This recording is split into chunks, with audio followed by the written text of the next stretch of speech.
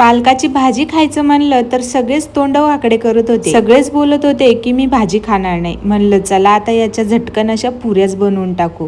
छान असा जेवढा होता तेवढा पालक मी शिजवून घेतला. त्यानंतर त्यामध्ये लसूण, जिरे व मीठ टाकून छान अशी बारीक पेस्ट करून घेतली. त्यामध्ये घरात लागतं तेवढं गव्हाचं पीठ घेतलं व त्यामध्ये पेस्ट केलेली होती पालकाची, ती मी यामध्ये ॲड केली.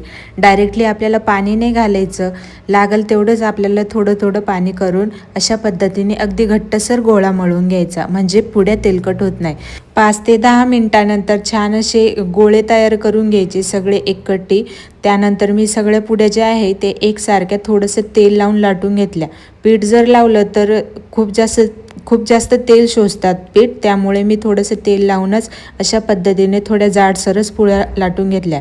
तेल तापलं की नाही थोडंसं अगोदर चेक केलं व त्यानंतर एक पुडी त्यामध्ये सोडली व खूप छान अशी टम्म फुगली बघा पुडी.